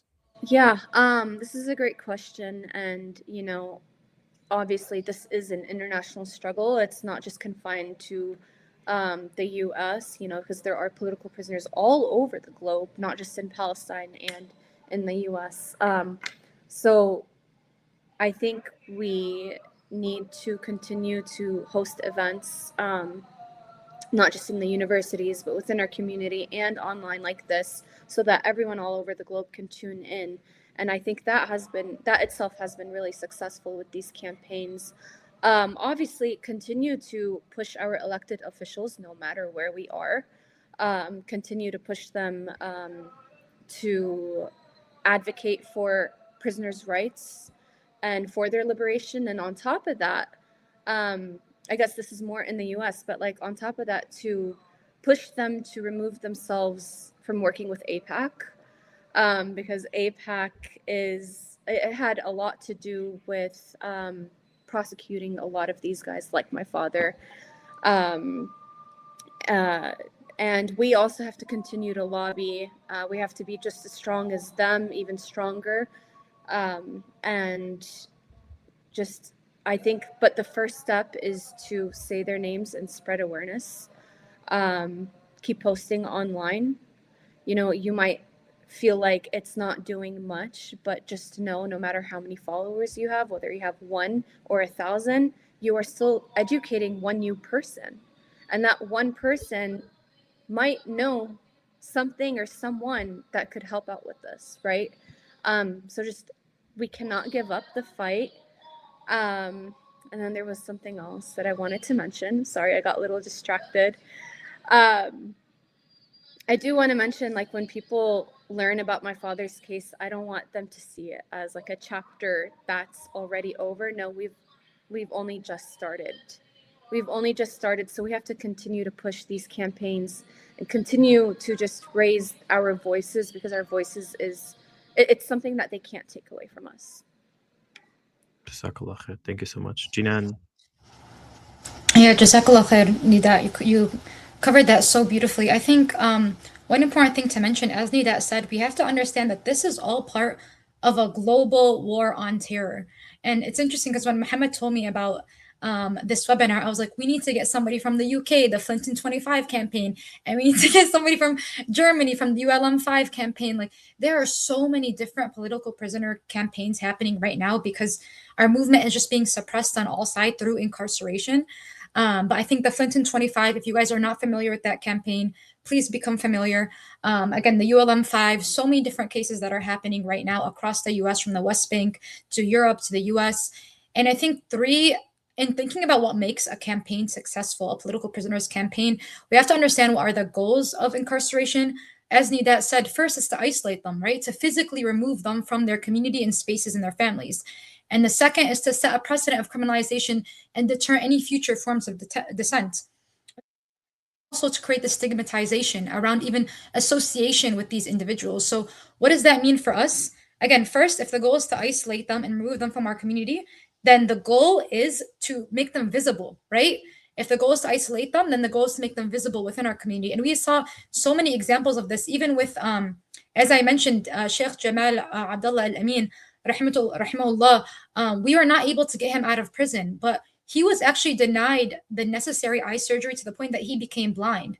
So all of a sudden, protests erupted. We went to his jail cell, everything like that. The movement went outside his prison cell. And one thing about wardens is that they hate media, they hate protesters. So he literally had surgery the next day. So again, if we can't liberate them today, there are things that we can do to stand behind, like as strong as a mountain behind our political prisoners, right? That the point is for them to separate from us. And we're saying that no iron bar, no wall will keep them from us.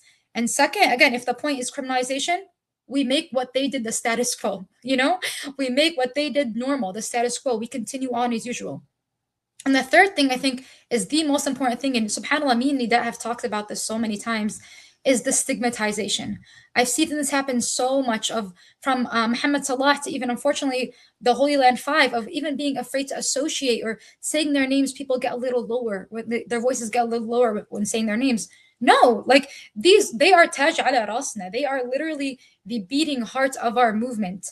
This stigmatization can only be, again, combated by centering them, by not being afraid, again, of this fear-mongering that they create around our political prisoners. So I think those are the three things that are important to keep in mind with any political prisoners campaign. Jazakallah khair. And then this is especially an important question for you, Muhammad, about, what have you seen in Masafir Yatta as the most, successful or effective form of international solidarity? It asks specifically regarding Masafir Yatta, where international presence is pivotal. I mean, regarding to that question, and to flip it out on my community and how it reflects and how it helps, like, I mean, we should go back on the time back then on the 2000, when there was in the military court of the Israeli occupation of fighting for giving the right for the people to come back after. In 1998, there was like 8 villages were forcibly displaced by the Israeli military. So there was, after that my father and other activists who worked to appeal and do a court for all of these crimes that were carried out against these people and to give them the right to come back. So through the international pressure and media that was all over around, it didn't give the final result, but it gives an interim injunction, which is allowed until today the people to remain on the land, which is I mean, of course, we are living under a military rule here, so it's not easy to get to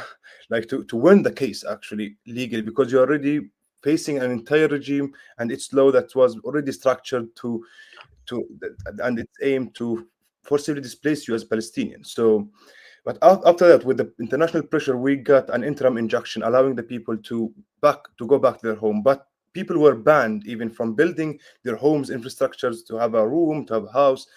But it's still that point, it shows that at some point we can do something. And what really, as Jinan said, like, the unity of people really scares everybody. And this shows how powerful we would be against any regime in this world. So, like, in my community, we have many things that helped us internationally to won some cases. For example, in my village, it's the only village in my community that has a master plan, which is allowing the residents to build houses, and normal houses. But if you go in the other villages, people are still living in caves and tents and caravans, and all of these houses are under threat of being demolished at any moment. Okay, and this is how we got this master plan. Actually, I mean, I don't want to show that this is a hero, but he's at his visit, Tony Blair visit, helped us to get a master plan actually in 2009, but it was working in 2012, and actually it helped us to rescue our house from being demolished in that time. So this is small thing that helped us to to show how important is like international presence on the ground. And also, I want to add this point that in 2006 we're also going to be annexed with the 48 occupied lands, with building the apartheid wall with the 317 bypass road that Israel built. So they were going to expel all of the Palestinians from this area and build the apartheid wall, and will not be anybody could even come back. But after the ongoing resilience of the people, of my father coordinating demonstrations and like destroying the wall, they managed to remove this plan. But of course, after a high price of my father being arrested for months and my uncles and my people. But at the end, there was a result, with the hand of the international people who were also demonstrating with us on the ground. But now, in fact, if you see how Israel is dealing with that issue, because this is an issue for Israel, and how they want to get rid of it, if you notice on the borders, any international who seems that is going to be on the ground with the Palestinians, they will ban him directly. And any international who would be catched and arrested on the ground with us, he would be deported and banned for 10 years from entering Palestine. So now they are trying to fragment the international community from being with the Palestinians on the ground, and this shows how it shows how important it is, and how it's like very important for the Palestinians to have a hand from outside to be with us on the ground. Jazakallah khair, Muhammad, for those ways and how we can get involved and help support our brothers and sisters in Masafat Yattan across the West Bank and Palestine. I want to just open it up to all of you one last time, inshallah. We have a few more minutes. And what is your final message? What are the ways that people can get involved and help and support this struggle in whatever unique way? I know we all have a different role, but what final words would you offer to anyone who's watching this webinar today from home? As we mark 1,000 days of the genocide, as we're continuing to watch these horrors from Gaza and from the West Bank, what's your message to those who are watching today? Nida, if you'd like to start us off and make our way.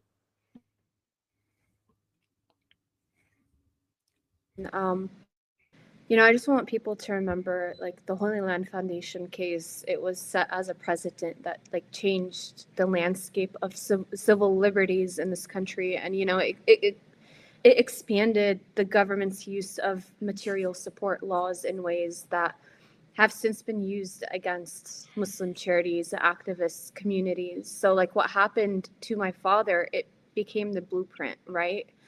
And then others inherited the consequences of this case. So everything that's happening today is only a ripple effect of what happened 20 years ago. And I will say that I think it's also because we let the government get away with it. Had we stepped up sooner, had we stormed the streets sooner, had we not been afraid, I don't think that we would be seeing this injustice to the scale. And all that to say is, I think we need to continue to not be afraid. I mean, we're human. Of course, we're going to feel a little bit of fear, but we need to let that fear fuel us to keep going. Because, right, none of us want to live afraid, but also none of us want to live under occupation. So in order to get that freedom, we need to free ourselves, right? We need to free ourselves from all of the little things that don't matter in this dunya, and just continue to stand up in what we believe in. And we believe in justice. We believe in liberty. We believe in freedom for all, right? And we need to continue to speak the names of our political prisoners.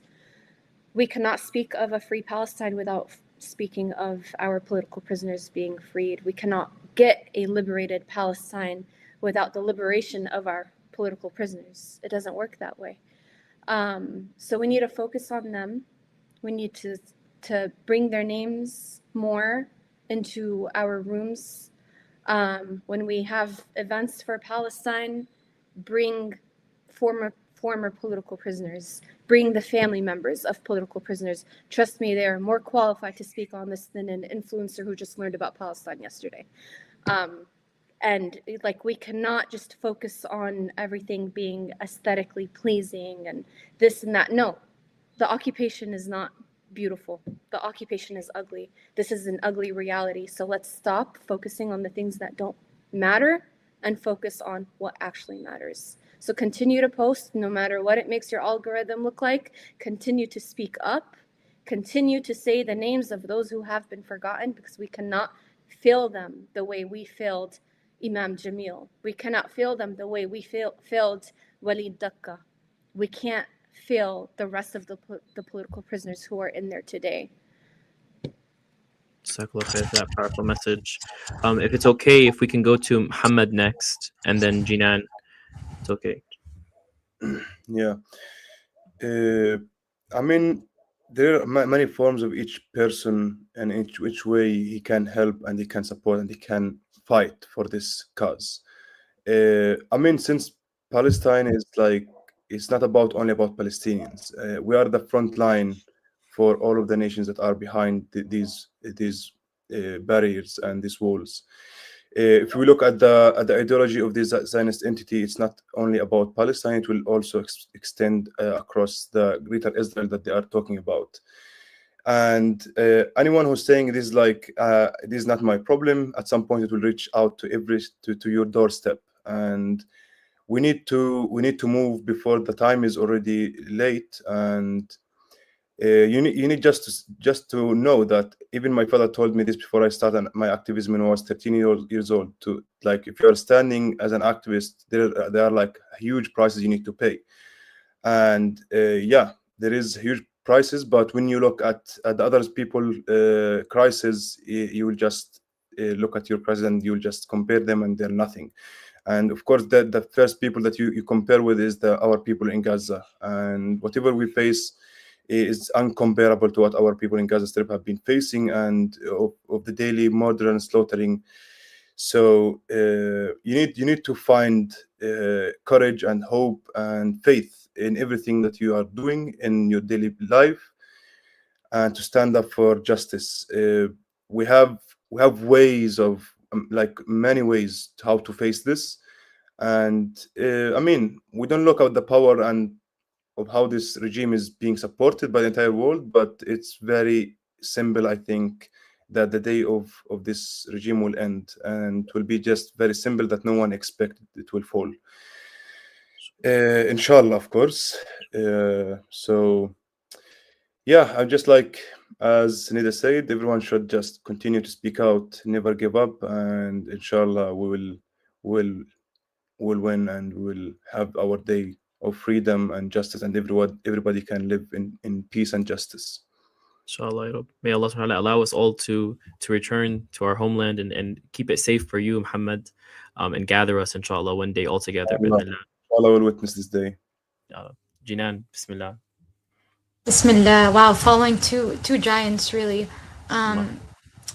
Subhanallah. Wow, I'm just getting emotional thinking about all of this. But I think what Nidat said about kind of like, if you are worried about this time, wallahi, the one advice I would give you is looking at our history. Like, one of the quotes that comes to mind is but the quote by James Baldwin of, "You think your pain and your heartbreak is unprecedented in the history of the world, but then you read."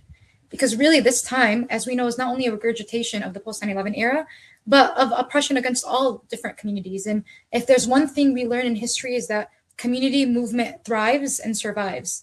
But with that being said, I think when it comes to everybody's roles and what this time means for us, again, as a lawyer, I know there was questions in the chat about people going to law school and things like that.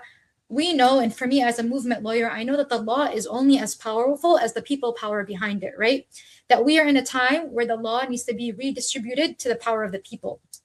That it's a tool for liberation, but not the ultimate tool. So constantly, I guess, molding your role to fit in what the movement needs right now. So look at your spaces, look at your skills, get involved in organization. Wallahi, nothing beats getting involved with an organization and putting your skills, your spaces, your values to use, right? We are in a time where every single person must be activated for Gaza. Wallahi, the risk is too high. We have too much to lose for us to go back to sleep into our day-to-day normal activities. If we have been awakened from Gaza, if we do not want the 100,000+ martyrs that we have lost, from Salah to Anas to so many of our martyrs, then we owe it to them to not go back to sleep, to be activated every single day and to find your role. I cannot tell every single person their role because every single person's role is unique. Where can you fit in the movement? And it is an unprecedented time. We are facing unprecedented repression, but I come to you as someone who is both on the legal side and the organizing side, who has been arrested and fired and everything myself, and I have never been more hopeful than I am today, wallahi. So in this time, are you going to crumble? This is something we have to all ask ourselves. Are we going to crumble, or are we going to rise to the plate? Are we going to give into this fear that they clearly want us to give into so bad? Or are we going to take shelter in the promise of Allah subhanahu wa ta'ala that wallahi victory is guaranteed for us, inshallah, for Gaza, for all our martyrs, and for our entire movement, inshallah. Inshallah. If I can intervene for a moment, that she reminded me of a very important thing. That 2 years ago I was in South Africa, and I have saw a remarkable day of the Nakba of 1948, and in that I remembered I even posted a post on Instagram of David Ben Gurion, the first prime minister of Israel, when he said, the first prime minister, when he said, like, we must do everything to ensure that they never do return. The old will die and the young will forget. So these sentences are destroyed already while we are all gathering here as Palestinian, and we are discussing, and we're still advocating for our case and still fighting for our rights and for the truth. So yeah, I mean, I just want to say these little sentences and to just remind you of how they were already working for decades to ensure that our story being buried and no one will talk about it. And I mean, they will criminalize and they will try to criminalize anybody who dare to speak out against Israel's atrocity and against all of these corruptions and atrocities. And I mean, I'm really also like say thank you for Nida, and like your story and your father's story was really inspiring. And inshallah he will be freed very soon. Inshallah. What a powerful room of Palestinians. I'm so honored to even be a fly on this wall. May Allah subhanahu wa ta'ala allow us all to return to our homeland and inshallah be gathered together, inshallah, under the blessed land of the prophets and the Anbiya, that is the land that we come from. And we're reminded of the prophetic tradition that we inherit as Muslims, that we come from a people who have always resisted injustice. No matter what land it was, who it was, oppression is not something we tolerate. It's not something we're okay with. That should be the baseline that you go into this world with, that if you see someone is wronged, that you as a Muslim are going to stand up, even if everyone else is sitting down. And if that's what you leave this webinar with, inshallah, then remember the stories of Shukri Abu Bakr, remember the stories of Muhammad's people in Masafir Yatta, and those who, have been imprisoned across the United States and into the occupied lands, like Salih Sarsour and others. May Allah free them all and hasten their release. Jinan, Nidat, Muhammad, it's been my pleasure. Thank you for joining PDM on this webinar, and Jazakumullahu khair for coming to our webinar today. Assalamu alaikum. Thank you all so much. Assalamu alaikum. Inshallah, I will be passing it over to our host, Tasneem, who will help us in wrapping up. I ask everyone's patience for just a few more minutes as we have a little bit of the programming left.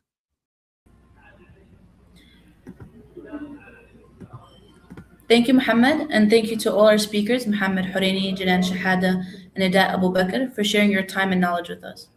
All of your stories and knowledge are truly so powerful and important in the movement. To everyone joining us, whether you're on StreamYard, YouTube, or Instagram, thank you for taking the time out of your weekend to be a part of this important conversation.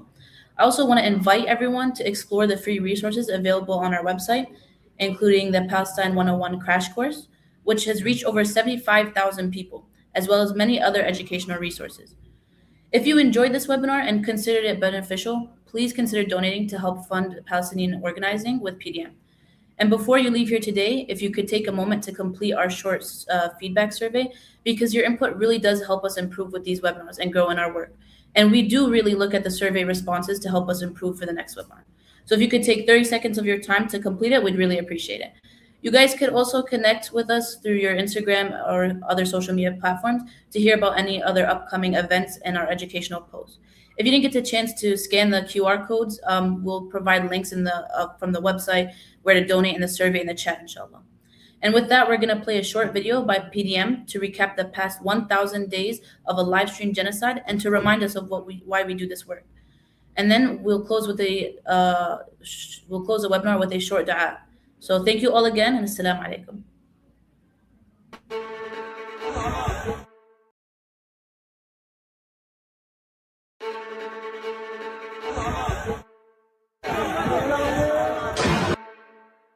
Israel has committed genocide. Israel is facing new accusations that it's been torturing Palestinians. Israeli soldiers involved with the rape of one of the Palestinian prisoners. It's commissioned by the UN Human Rights Council, accused Israel today of committing genocide in Gaza. Israel called the report distorted and false. نايمة على الأرض وما تدمرت قلت الحمد لله الحمد لله إنه إحنا طلعنا بسلام.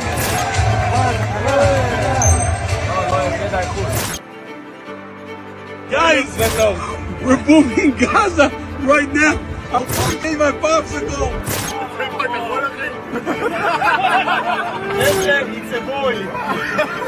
National Security Minister Itamar Ben-Gvir says it's his office's policy to allow freedom of worship for Jews everywhere, even though it violates internationally recognized agreements governing one of Islam.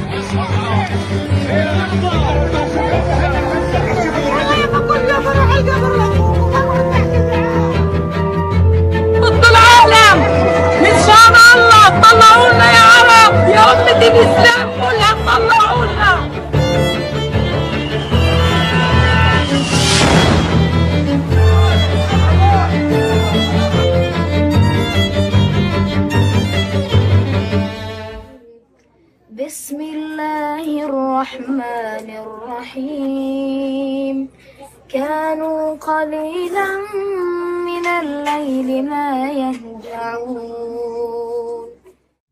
Alhamdulillah, wassalatu wassalamu ala rasulillah. Jazakumullahu khair. Thank you guys so much for joining PDM for our second annual prisoners webinar. It has been my absolute honor being your guys' co-host today. I want to take a moment before we wrap up with a dua to thank all of the speakers, Jinan, Nida, Muhammad, for joining us and for all of the work that they're doing on the front lines of the struggle. May Allah subhanahu wa ta'ala preserve you all and allow us to continue benefiting from you. And may Allah continue using us and not replacing us in the struggle.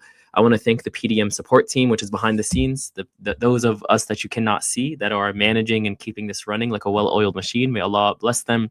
Thank you guys so much to the co-host Tasneem for keeping the program running and for organizing this beautiful webinar for the Palestine diaspora movement. Inshallah, I ask you all to join me in a quick dua for the people of Palestine.